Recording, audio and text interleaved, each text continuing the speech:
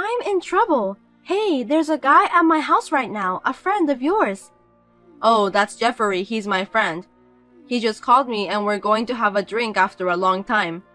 I'm still working and won't be home for another 2 hours and Jeffrey's already on his way. I told him to go home first. Huh? If that's the case, you should have called me first. I can't let someone I don't know come to my house. Anyway, I told him to come back when you get back, so he went home. What the hell is that? That's so rude. I've texted you, telling you that my friend is coming before Jeffrey got to her house. I didn't receive that one. You should check it again, I'm sure that I sent it. I checked it already, but I really haven't received your message. You must be mistaken. You should double check. Gosh. Seems that there was a transmission error when I sent that. See? You didn't send it. But when Jeffrey told you that he's a friend of mine, it's your job as my wife to shut up and entertain him. That's not very nice. You sent him home without even offering him a cup of tea. You're useless. I don't even know him. What if he's a criminal who pretended to be your friend? What if he does something nasty to me? How could anyone do that? I don't think Jeffrey would harm you, Rose. You are too self-conscious. Are you telling me that I'm worse than you, who forgot to let me know that your friend was coming? Think about it. Why didn't you just ask him to show you the conversation on his phone? That way you would have known we were friends, right? See? That's easy. I thought so too. I told him that too, but he said that he forgot his phone and wouldn't let me see it. If there was no way to check whether he was your friend or not, there was nothing I could do.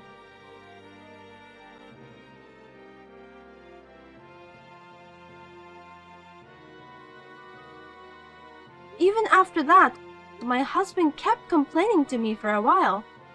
His friend also treated me as if I were a devil's wife. Jeffrey forgot that my husband made a mistake by not texting me before he came to our house. Both of them blamed me, as if I was the only one at fault. No matter how much I was blamed, I could not trust my husband's friend. I just could not trust him in any way. No matter if my husband has given his permission, I don't think it's a good idea to visit a newlyweds when the wife is all alone in the house. Also, what everyone shouldn't forget is, my husband said that Jeffrey is already on his way. Then why didn't Jeffrey have his cell phone with him? I wonder how he communicated with my husband. I felt some kind of unexplainable fear. That's why I decided to go back to my parents' house. Then, I received a message from my husband, who was in a panic when he came home from work.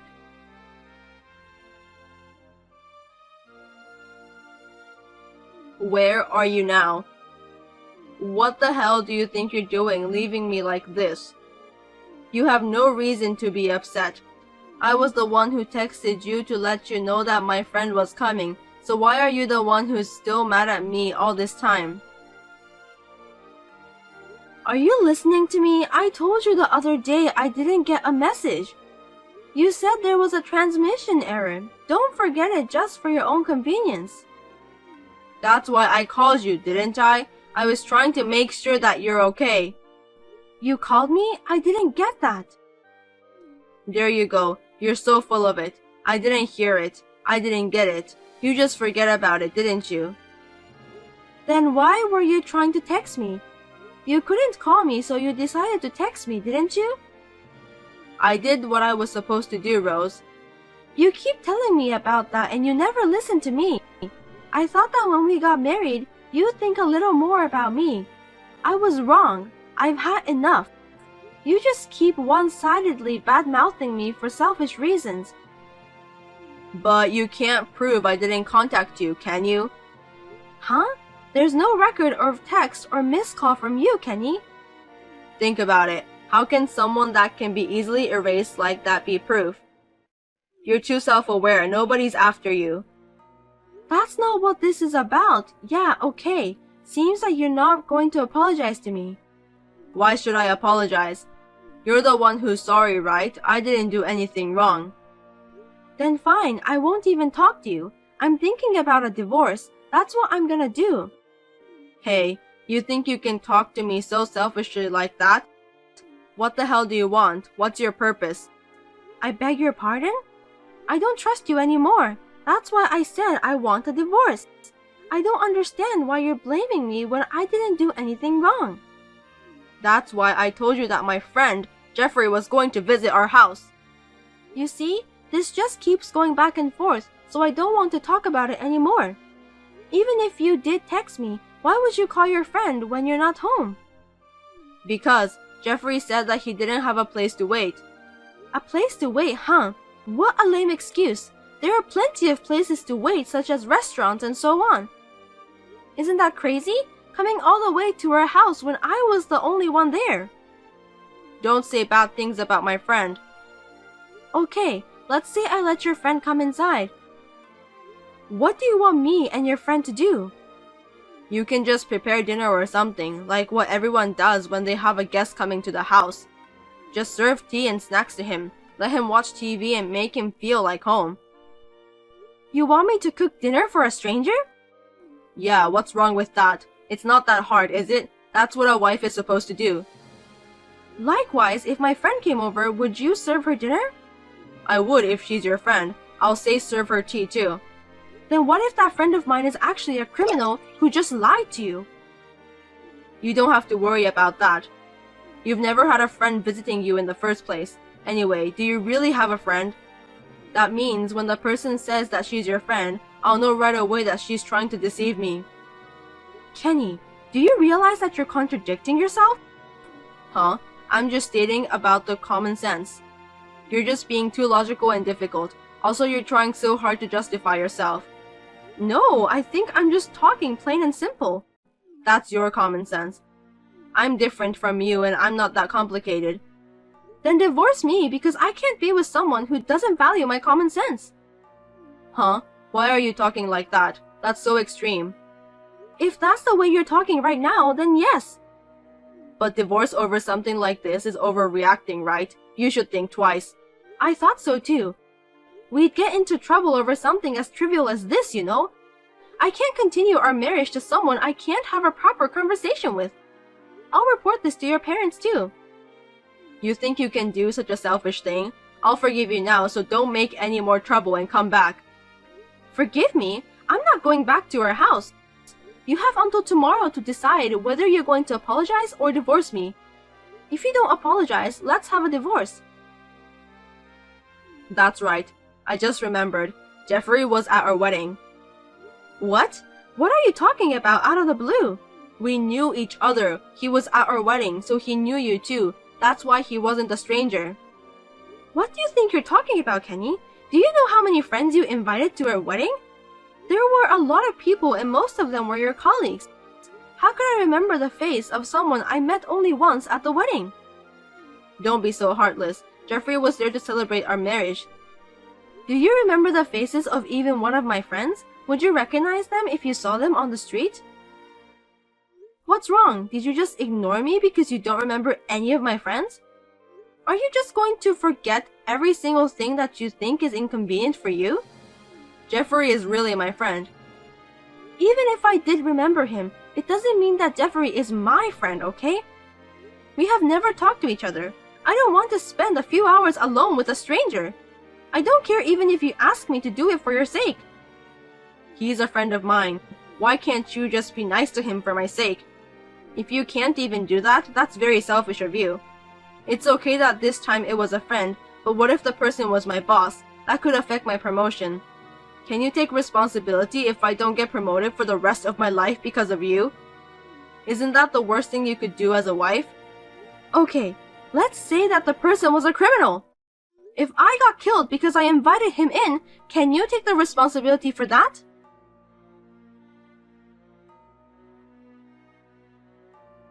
Kenny didn't reply to me. Well, I guess he can't answer that because he has never thought about that possibility. Seems like the divorce is not moving forward. Maybe I should ask for a lawyer. The next day, I looked at my cell phone during my part-time job lunch break. I got a long message from Kenny. I didn't even want to read it. Although the content was in the form of an apology, the message was full of excuses and condescending. No matter how hard I tried, I could not forgive him. One thing that bothered me was that his friend Jeffrey said he wanted to apologize to me. I was thinking about why Jeffrey wants to go through the trouble of meeting me. I felt that something was not right. I wanted to set up a meeting with an attorney to discuss the divorce matter. I contacted my husband but did not receive a response. Then, on the weekend, my husband suddenly came to my parents' house with Jeffrey. When they came, my younger brother and his wife Megan were there. My parents were out. So the five of us, my husband, Jeffrey, my younger brother, and his wife, decided to have a discussion. There was no apology from my husband and Jeffrey. The discussion remained at a standstill. It didn't make any sense. I wondered what they came here for. In the end, I decided to hire an attorney. I asked my husband and Jeffrey to leave that day. Later that day, I was told an unbelievable fact by a certain person.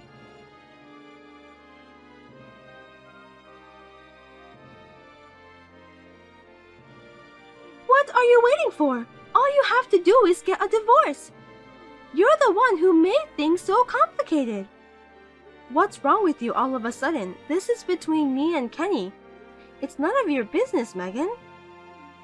Of course, it's also my business. I want to marry Kenny as soon as possible. Seriously, what are you talking about? You are my brother's wife. I found out when I visited your house last time. I realized that I was married into this family to meet Kenny. I felt like it was my destiny to be together with him. You're also insensitive, aren't you? Kenny is very fond of me, so he's mine already. He said he'd remarry me as soon as he divorces you. Just go ahead and tell Kenny is not at fault. Well, he doesn't love you anyway. Then you can get a divorce with a clear mind, right? Kenny may feel refreshed, but I don't. If he doesn't love me, then why is he arguing about the divorce?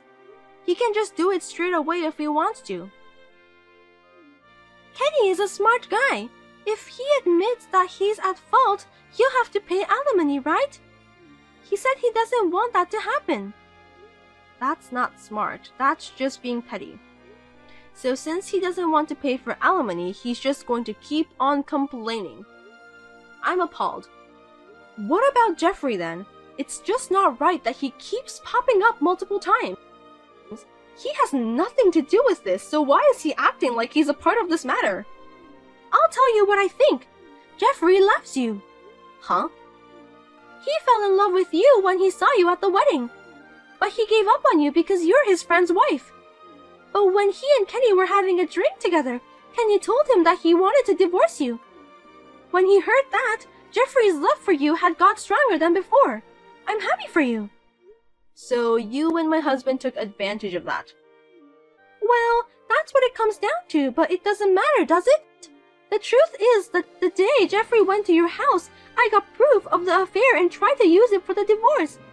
But Jeffrey chickened out at the last minute. Since you turned him away, the whole plan got screwed up. You're just playing hard to get. Do you even know what you're talking about? You're saying that you're trying to take advantage of your own friend. That's very inhuman. It's okay because nothing happened, right? It would have been fun if something had happened. That's not the point. Do you even care about other people's life? If that had happened, Jeffrey would have been arrested by the police. Kenny told Jeffrey not to worry because he would pay for the settlement. Jeffrey said he had no intention of doing any harm to you. He didn't even know he was being used, and he was so eager to go and see you. Poor Jeffrey. He thought that he could be together with you. He's just too sweet, which really makes me want to laugh out loud. You're such a jerk.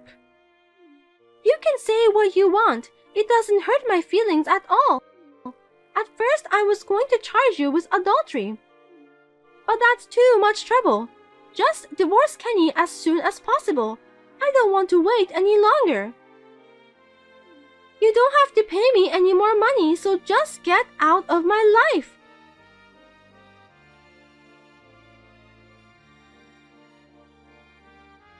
When Megan contacted me, a chill ran down my spine. I felt as if I were frozen by her curse. It was all planned. I have no trust in my husband anymore. He is more of a stranger to me now. I'm afraid to stay in the marriage any longer, and I don't want him to come up with another nasty plan. I decided to consult an attorney immediately. I was confused with a mix of anger and disappointment. Once I realized that it was a setup, I completely switched myself to an anger mode. I swear that I will not be defeated. Let the war begin from here on. What do you think you're doing, Rose? It's so obvious, isn't it? What you tried to do to me. I'll never forgive you. You have to take responsibility as an adult. I didn't do anything wrong. You just didn't do anything directly to me. You knew about the plan, so it's the same thing. This whole thing has hurt me a lot. I've been scared. That's why I'll make you pay for the alimony. But your brother is going to ask for alimony too because he's divorcing me. I can't pay that much. Don't you dare say that to me. You're still married and you're responsible for hurting my brother's feelings. I also gave him the screenshot of the messages I had with you. You'd better admit it soon, Megan. You don't like waiting, do you? You're the worst thing ever! That's why you're dumped by Kenny! I know, I'm not stupid, so maybe I was too smart for Kenny. But to be honest, I'm grateful to you for giving me the opportunity to divorce my husband like that. Thank you, Megan. You and Kenny are a perfect match. I know it's going to be hard to pay for the alimony from now on, but you and Kenny are capable to do that together. Wait a minute! I'm not finished talking with you! You must drop your lawsuit against me. The alimony from Kenny is enough. You don't have to take it from me too. Hey, don't ignore me. Say something, Rose. Please.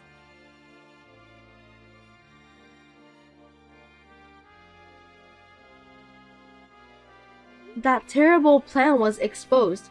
Kenny and I, Megan, and my brother were able to divorce rather easily. My brother and I sued Kenny, Megan, and Jeffrey for alimony. The three of them kept blaming each other. They showed no signs of remorse for what they had done. They are really shabby people. The attorney thought they were malicious and demanded a substantial amount of money for compensation. If they did not comply, they would go to court and content-certified letter will be sent to each company they are working for. With this, Kenny and Jeffrey gave up easily and paid the fee. Megan, who was a housewife, had no way to pay the fee, so she was complaining, but her parents shut her up. Kenny was blamed so badly by my parents, his younger brother, and his own parents, and when he came to my parents' house to write the divorce papers, I was surprised to see that he was like a zombie. But both my parents and my brother say they have no intention of forgiving Kenny. Of course, neither do I. It seems that Megan told Kenny to marry her, but Kenny's parents were against that. It seems that Kenny, who's fed up with all the lecturing from his parents, did not defend Megan and turned her away, saying that he would not marry her. I have returned to my parents' house and am regaining a peaceful life. After what happened, my brother and I were depressed for a while.